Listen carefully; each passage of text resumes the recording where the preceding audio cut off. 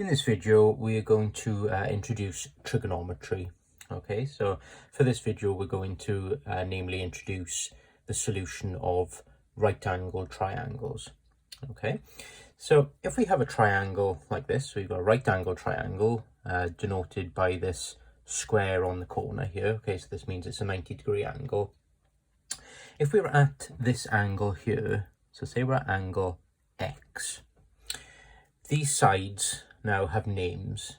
Okay, so we always call the side opposite the angle that we're at the opposite. Okay, so we'll call it O for opposite. The side opposite the right angle is always the hypotenuse, so we'll label it H, and the one remaining side then is called the adjacent. So adjacent is another word for next to. Okay, so we've got the adjacent, opposite, and hypotenuse.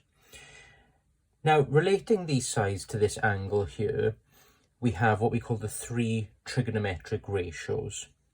Okay, so the three trigonometric ratios are sine, cos, and tan.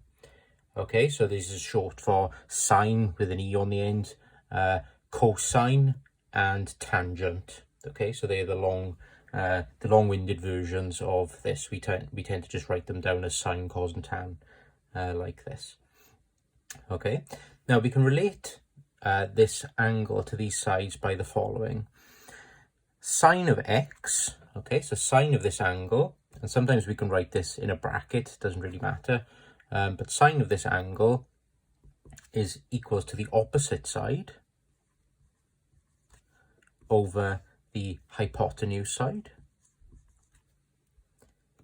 Cos of this angle is equals to the adjacent side over the hypotenuse side, and tan of x, yeah, so tan of this angle is equals to the opposite side over the adjacent side. Okay, so if we were to relate it to our triangle, that would be yz over xz. Okay, so yz over xz, xy over xz, and yz over xy. Okay, so these are the three trigonometric ratios. Now, a very handy and quick way to remember this, which you've probably heard of, is SOHCAHTOA.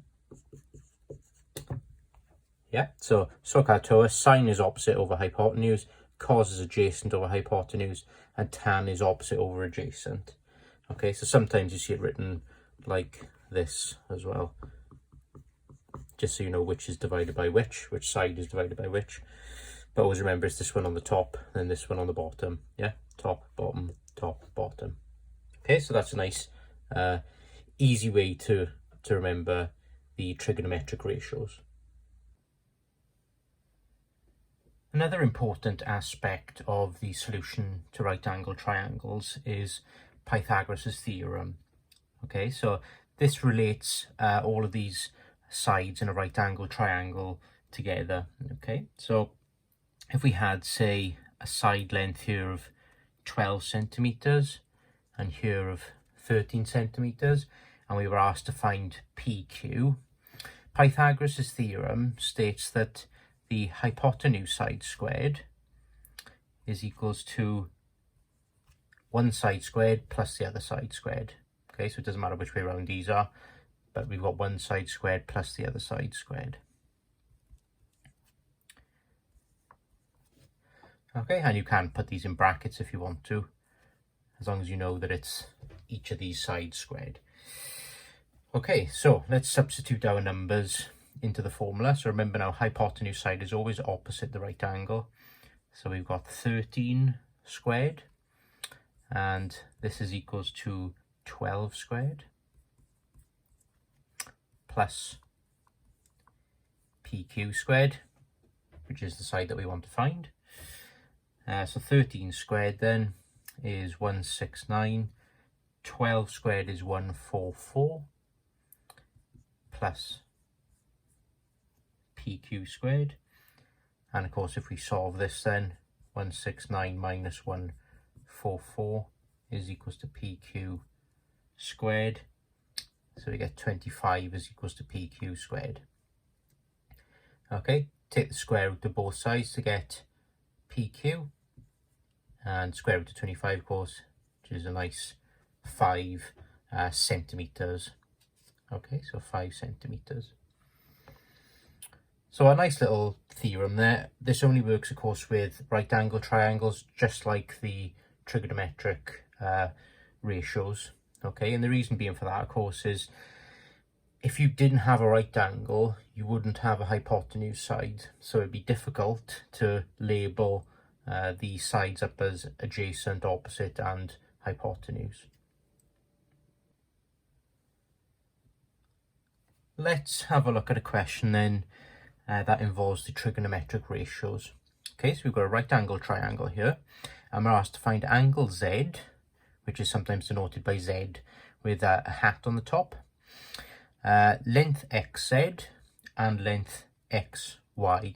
Okay, and sometimes these can be denoted by the sides with a bar on the top.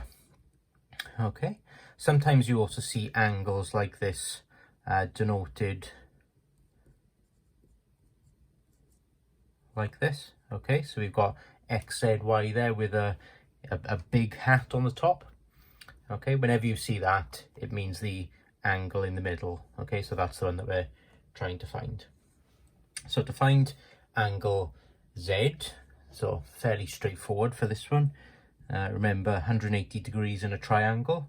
So for Z then, we try and make it as easy as possible for ourselves. If we take away the angles we've got in this triangle, so 40 and 90, take them away from 180, we get Z is equals to 50. Okay, so that's the angle for Z. Now we want to find the lengths of these sides. Now we want to find the length of XZ using the trigonometric ratios. Okay, so we haven't got any side lengths here, so we can't use Pythagoras' theorem at all. So first thing we need to do then is we put ourselves at the angle that we've been given in the question. Okay, I know we found this other angle as 50 degrees, but just in case for any reason we mess that up, always go with what you're given in the question. Okay, not so important for straightforward triangles like this, but we'll see when we get onto the sine and cosine rule for non-right angle triangles that it's important to use as much as you're given in the question. Okay, just in case you've made a mistake somewhere leading up to that part. So let's put ourselves at the angle we've been given then. So we're down here. So stickman is optional. And now what we want to do is we want to label up our triangle. Okay, because of course, depending on where we are on this triangle, the sides will vary slightly. Okay, so hypotenuse is always opposite this right angle. Opposite is opposite the angle we're at, and adjacent is the one remaining one. But of course, if we were at this angle here and we were to use that 50 degrees, the hypotenuse side would always be there, of course, but now this would be the opposite side and this would be the adjacent side. So the opposite and adjacent side vary depending upon which angle you've drawn your stickman. Okay, so now we want to solve this using the trig ratios. Now, what we've got to ask ourselves now is which side do we want and which side have we been given?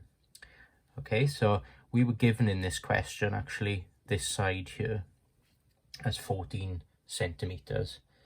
Okay, so we've been given this side and we want XZ, which is this side, which is the hypotenuse.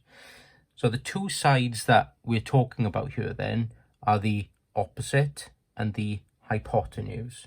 Now thinking back to the trig ratios, so remember SOHCAHTOA, which one involves the opposite and the hypotenuse? Well, it's the sine ratio. Okay, so what we can now say then is sine of the angle that we're at, the sine of 40 degrees, is equals to the opposite over the hypotenuse. So the opposite side is 14 centimeters. The hypotenuse side, which is this side, of course we don't know what it is, so we're just going to call it xz. So this is what we're trying to find. Sine of 40 is just a number. Okay, so of course on the calculator now we're looking at these functions here. Okay, sine, cos and tan. So what we need to do then is sine of 40, and that will give us a long decimal number. Okay, so to 4 decimal places I'm going to do for this example. Of course 2 is usually enough really. We've got 0.6428 is equals to 14 over xz. A bit of cross multiplication and we get xz is 14 over 0.6428, and then we get xz as 21.78 centimeters. Okay, so that's xz solved. Now we want to find the length of xy. So you've got a couple of options here now. You've got 2 sides, so you could use Pythagoras' theorem. But it's probably quicker to use the trigonometric ratios, and we want to get a bit of practice in for these trig ratios, so let's use them. Now, again then, we're at the angle 40 degrees. We've got the opposite, so we were given that in the question. Of course, we've got the hypotenuse now as well, so it doesn't really matter which one we use. But just in case, again, in case we mess that hypotenuse up, we've got the opposite and we want the adjacent. Which trig ratio uses opposite and adjacent? Tan. Okay, so we can say then tan of 40 degrees is equals to the opposite, so that's 14, over the adjacent, which is xy. Now if we do tan of 40 on your calculator, you get 0.8391. And again, a bit of cross multiplication.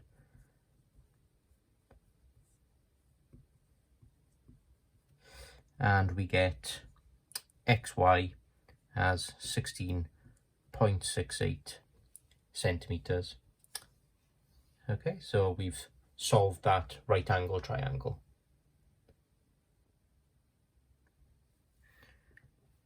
For the next example, we're going to use the trigonometric ratios to find some angles instead. Okay, so slightly different when you're finding angles. What we need to have a look at is what we call the inverse functions. Okay, now if we want to find angle x, so we're at this angle here, so you can draw your stick man if you want to, and now we want to label up our sides, of course. So we've got the hypotenuse, opposite and adjacent. Okay, so those are our sides. Now what we ask ourselves is, which angle do we want? Okay, so we want this angle x. Which sides have we been given? Okay, so which sides have we been given in this triangle? Well, we've been given the opposite and the adjacent. And again, now we're thinking which trigonometric ratio uses the opposite and adjacent? Well, it's tan. Okay, so what we can say is tan of x is equals to the opposite over the adjacent. So we got 12 over 16, which is 0.75. And now, in order to get x from here, we need to take what we call the inverse tan of the other side. Okay, so on a calculator, you'll see that you've got the sine, cos and tan functions, but just above, you've got, in yellow, you've got sine to the -1, cos to the -1 and tan to the -1. Okay, so if we use the shift button and then press tan, for example, we'll get tan to the -1. Okay, inverse tan. So what we need to do then is x is equals to tan to the minus 1 of 0.75. And if we plug that into a calculator, so shift and tan, press shift and then tan, we get tan to the minus 1, 0.75.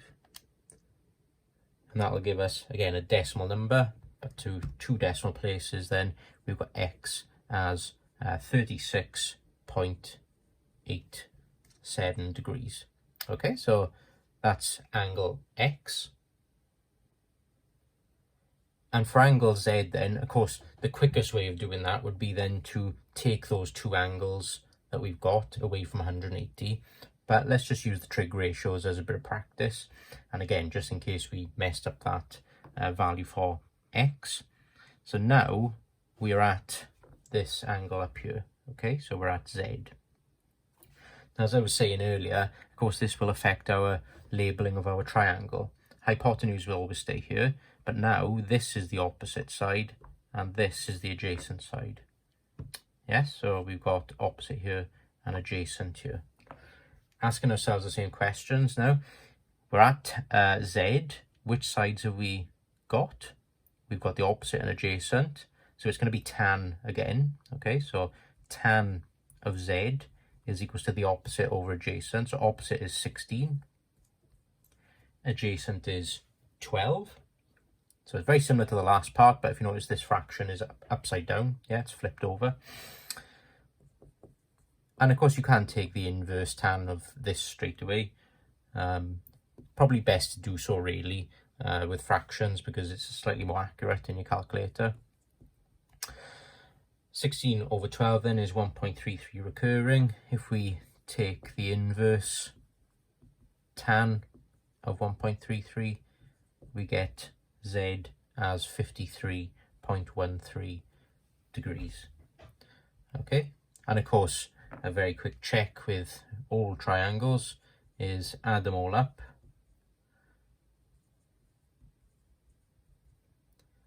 And they should give us the magic number 180 degrees.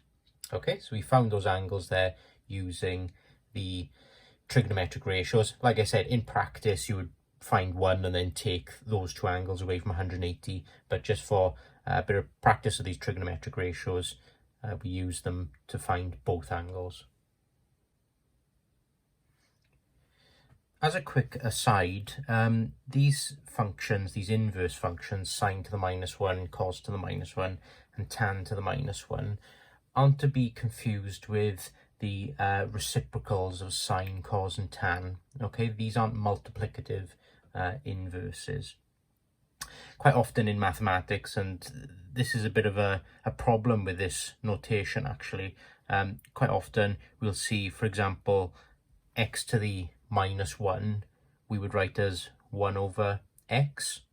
Yeah, so we basically take it under and we change the power to a positive. And this is a problem when it comes to sine to the minus 1, cos to the minus 1, and tan to the minus 1.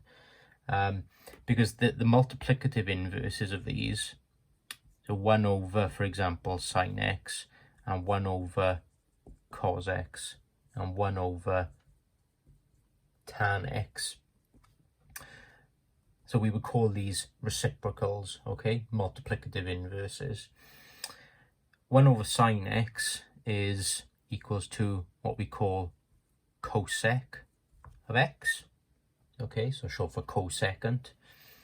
1 over cos x is equals to sec x. Okay, so that's short for secant.